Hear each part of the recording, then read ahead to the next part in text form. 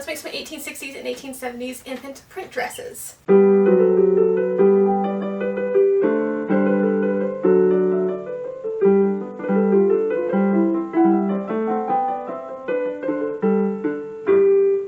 Hi everyone, my name is Caitlin and I teach old-fashioned sewing skills on this channel, and we're working through a series of getting all the baby stuff done for basically 4 centuries. Well, 3 centuries before I get pregnant, so I don't have to worry about it when I do. So that's what we're doing today. We're working on mid-1860s all the way up through 1870s print dresses. I have as my guide Castile's Household Guide, which was first published in '68 and then republished again at least through '83. I think it also came out in '89 without very many changes. And the fabric we're working on today is a little bit of an earlier fabric, but I like it. I got plenty of it, and then a little bit more of a fun one. And I'm going to use today a bodice pattern from my friend Amy from Thistle and Lily. She actually lives just right up the road. Right up the road. I live in Texas. That means like an hour and a half away, but it is right up the road. We used to live really close together before we both moved. We were literally 10 minutes from each other, and she's done a lot of work with her daughter Victoria, especially in the early infant and toddler years, making patterns. So we're going to make a plain bodice today, mostly because we've been doing a whole lot of gathered bodices, which I love the look of gathered bodices on babies. But let's do something different, and I'm not seeing the gathered bodices when I look at Castile's Household Guide anyway. I'm seeing them for petticoats, not for bodice. These will work perfectly for that. I'm going to adjust the sleeve pattern a little bit to give myself a little bit more of a puff sleeve like we do see in the 1860s and 70s, because her pattern is actually for earlier, but the shapes don't change. It's going to be the sleeves that really change. And this is Cayenne. So named because he was a really spicy feral baby when we got him. And clearly he's not anymore. You gonna help today? Oh yeah, you're gonna be a big helper. We have chicks in the background, which is why he is here. They are covered with a wire mesh. He cannot get to them, but he likes to watch them. And this is his new favorite place because he gets to watch the chicks. And eat my fabric. That's also helpful, I suppose. Alright, this first one's going to be a little bit of a harder stretch because I only have a yard of this fabric. So that's going to very much restrict me on what I can and cannot do. A yard is very much the minimum fabric you want to work for these types of things. Tracing paper on here and trace out this bodice. I think we're going to go for like a mid-size, just so it'd be sufficiently big for babies, but I'm not making something for big babies. This is just for infants. But those come in different sizes too.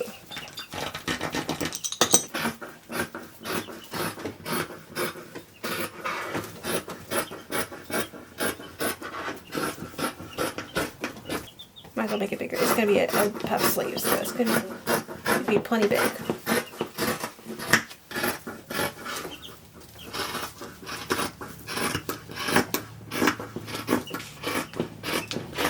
So there's sleeves. Now I do need, because it's going to be a puff sleeve, so I need a little bit from the bottom, maybe 2 inches, to make a little cap, not cap, but not a facing, there's a word for it. It's going to finish off the bottom of the sleeve. I'll remember the word later. I'm going to do a waistband as well, but that's also going to require me. And I'm also going to need a little bit of bias from this for the neckline. So let's cut it from scraps.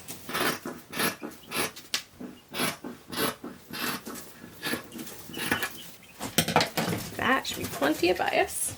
I do need a waistband. Now it's going to be a very short skirt. As long as it's over 18 inches, we're good. We're good. It will make a very small hem. I think this one we're going to have to face as opposed to doing a hem. The other thing I need to do very quickly, because this one has to be a different shape than the others that we have done. First of all, I'm going to cut off this white selvage so I don't have to deal with this. So that should give me 4 pieces, or 2 pieces, 2 pieces. So cord at the sides.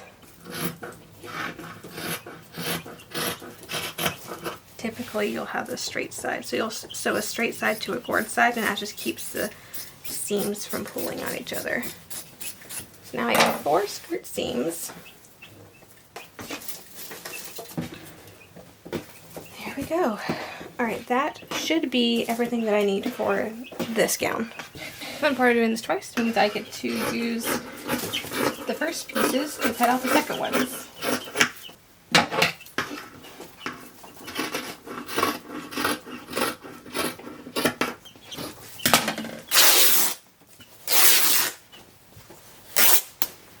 Okay, 2-year-olds should have no more than a 5-inch circumference of their arm. We're going to do 5.5 for ease and make an inch more for seam allowance, so that's 6.5 inches. Now skirt, and I have plenty of this fabric, so we're going to make this one, probably still going to do the gourd skirt the same, so only one breadth of fabric, but let's make this one longer. I'm going to cut it 27.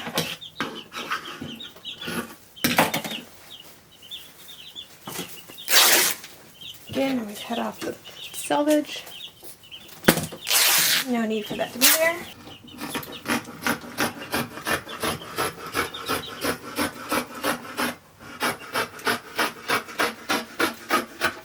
Make this round it out a little bit. I'm going to go ahead and mark my hem and all that, but then I think we're done cutting. These up here on the top. That hung off my horse, my saddle, and I had those 2 bags, so I had to fit everything in this. Now,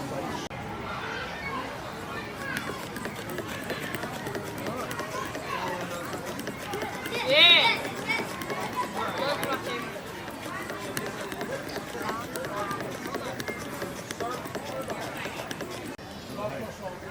Oh, that's okay.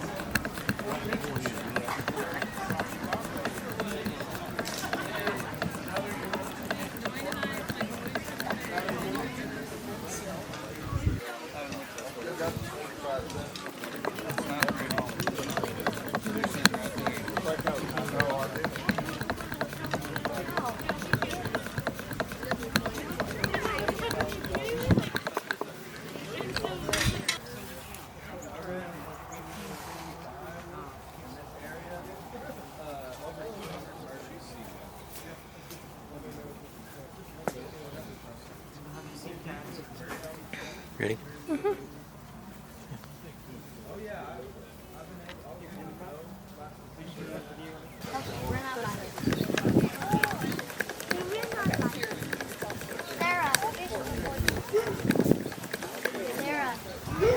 Yes, ma'am. Wait, are you Sarah?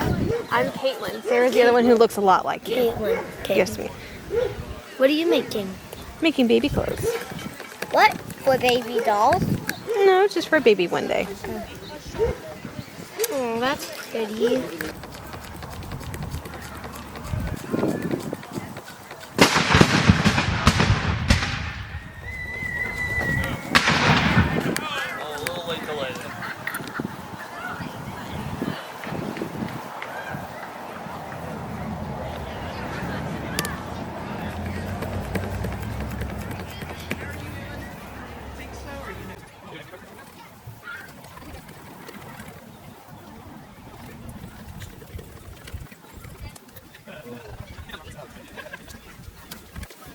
Back home, I was telling people all weekend, and everyone was like, "Oh, I bet you're so glad you don't have to hand sew it. I'm so glad, you're probably so glad you have the machine." And I sit there and go, "Well, I hand stitched 4 baby dresses for the 1840s in like a morning a week and a half ago, and this is day 2, and I'm not done with this project of basically the same thing." And they were like, "Oh," I was like, "Yeah." Hand crank machines, I can hand sew faster than I can hand crank a machine. That's just personally me. Someone else may find it faster to hand crank, but me, no. I would rather have done it by hand. It was a good demonstration of the antique machine, so that's why I did it. But that's the facing on the skirt. I didn't have an iron, so I couldn't have put that on during the event. And then the other last step, I suppose, will be putting the skirt onto the bodice, which I have most of it done. We didn't have a campfire or anything because they feed us at Belknap. So I am not entirely sure why these things smell like grossness and campfire. But both dresses smell completely awful. So they're going to have to go sit in the sun after we do the ending of this project. And I don't understand how all the things smell. And I understand it when we're, you know, around a campfire all the time. But this is the very last step. The other ones I did finish at the event. This one just had like 2 more steps. So it took me about a weekend. To be fair, I did talk a lot during that weekend. Alright, there are our dresses. So, completely done. Yes, there is one that is longer than the other, but again, we ran out of fabric with that second one. I do kind of like the proportions of that one, though. I mean, I like them both. I really, really enjoy prints. So it's very nice to use prints of the time period, or reproduction prints, to make these baby dresses. So, yeah, it did take me a little bit longer than I had otherwise hoped. So I did not get the 1860s ones done as well, because I had cut both of them out the same day, saying, oh, I can do one day and the other day. But it ended up working out, because, as I'll explain when I get the 1860s ones done, I only brought the chain stitch machine, and yes, they are 1860s dresses, meaning, and yes, the chain stitch machine did come about in the very late 1850s, but when I say 1860s, it's really 1855 to 1865 for those particular dresses. And so 1855 to about 1859, I can't justify the chain stitch machine because it wasn't invented yet. So I really kind of need to do a lock stitch machine on that anyway. So I guess it all worked out in the end, that it took me all weekend to do this because I didn't really have an extra project to work on when these were done. So that, again, worked out better than it otherwise could have, I guess. Direction of the print when I was cutting things out, so the backs are upside down, except for the backs are upside down on the red one, and on the turmeric one, or mustard yellow one, or the orange one, whatever you want to call that, it's the front that is upside down from the rest of it. So I didn't quite pay attention to that, and that is entirely on me. But I think you can tell a little bit more on the red dress because the print is so out there. But because it's the back, you really can't tell. And the print on the orange one is so small that really you can't tell that either. So I think it all worked out in the end. Anyway, if you enjoyed the video, please like, subscribe to the channel, click the little bell notification so you're notified anytime I upload a new video. And as always, have a fantastic week, and I'll see you back here in the next video.